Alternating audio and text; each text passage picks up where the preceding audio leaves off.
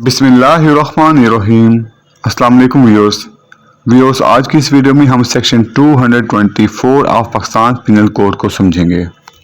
Section 224 को पढ़ने से पहले हम इसको एक मिसाल से समझ लेते हैं ताकि हमारा कॉन्सेप्ट क्लियर हो जाए। मिसाल के तौर पर एक शख्स पर डकैती का इल्ज़ाम है, उस पर अभी डकैती का इल्ज़ाम है, उसको पता है कि मुझे पुलिस गिरफ्तार करेगी। वो ऐसी सूरत में वो अपनी गिरफ्तारी में गैर कानूनी तौर पर रेजिस्टेंस करता है या ऑब्स्ट्रक्शन करता है, यानी कि गैर कानूनी तौर पर मुज़ाहिमत करता है। तो ऐसी सूरत में ऐसे शख्स को इस सेक्शन के तहत सजा दी जाएगी।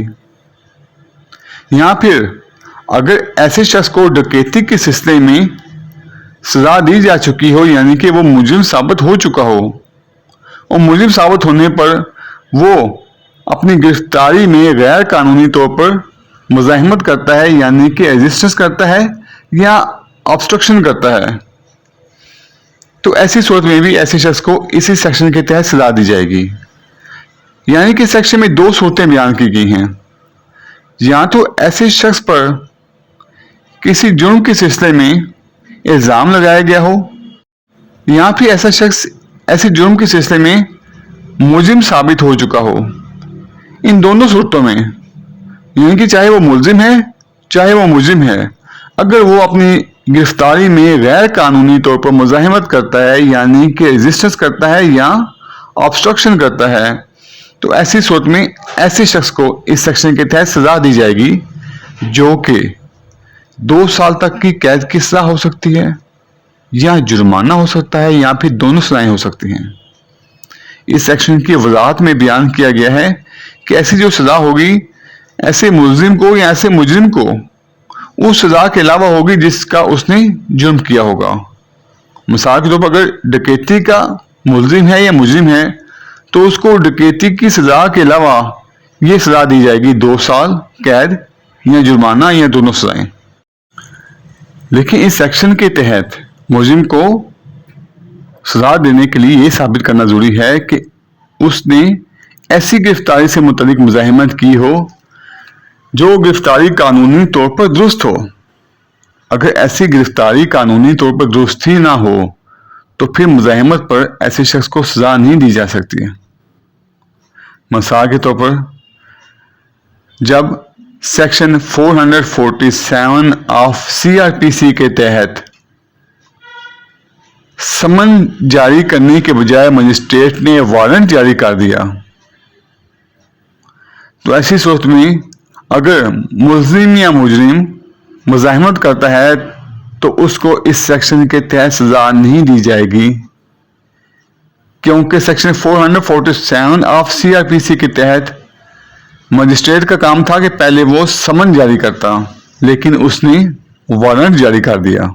लिहाजा ऐसी गिरफ्तारी को कानूनी तौर पर नहीं कहा जा सकता। इसी तरह अगर सूरत हाल ऐसी हो कि मुलजिम या मुजरिम को अभी गिरफ्तार ना किया गया हो, लेकिन उसको खबर मिल गई हो कि मुझे गिरफ्तार किया जाने लगा है, और वो ये खबर पाकर वहां से भाग जाए, तो ऐसी सूरत में ऐसे मुलजिम को इस सेक्शन के तहत सजा दी जाएगी। इस सेक्शन के तहत मुलजिम को सजा देने के लिए ये साबित करना जरूरी है कि मुलजिम पर किसी जुर्म का इल्जाम था, मुलजिम ने अपनी गिरफ्तारी पर मुज़ाहिमत की, और ऐसी मुज़ाहिमत जो थी वो नाजायज थी, और मुलजिम ने ये सब कुछ दानिस्ता किया।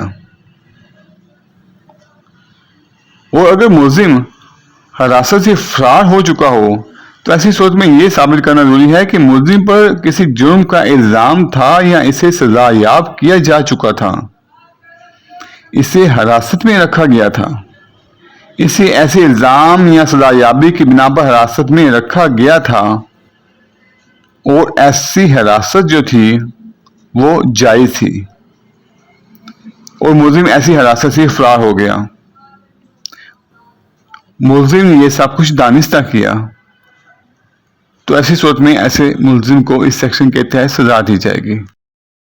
देखिए, अगर सूरत हाल ऐसी हो कि कोई कैदी अपनी सजा काटे बगैर जेल के दूसरे एहलकारों से अपने आप को छुपा कर जेल से खुद को छुड़ा लेता है और वहां से भाग जाता है, तो ऐसी सूरत में ऐसे कैदी को इस सेक्शन के तहत सजा दी जाएगी। व्यूअर्स, वीडियो देखने का बहुत शुक्रिया। अगर आप पाकिस्तान पीनल कोड से मुतालिक मेरी दूसरी वीडियोस देखना चाहें तो आप मेरे चैनल पे मौजूद पाकिस्तान पीनल कोड के नाम से प्लेलिस्ट को वॉच कर सकते हैं, जिसका लिंक मैं इस वीडियो के डिस्क्रिप्शन में भी दे दूंगा। आपसे रिक्वेस्ट है कि मेरी वीडियो को लाइक कर दें, शेयर कर दें, मेरे चैनल को सब्सक्राइब कर दें और बेल आइकन को प्रेस कर दें। अल्लाह हाफिज़।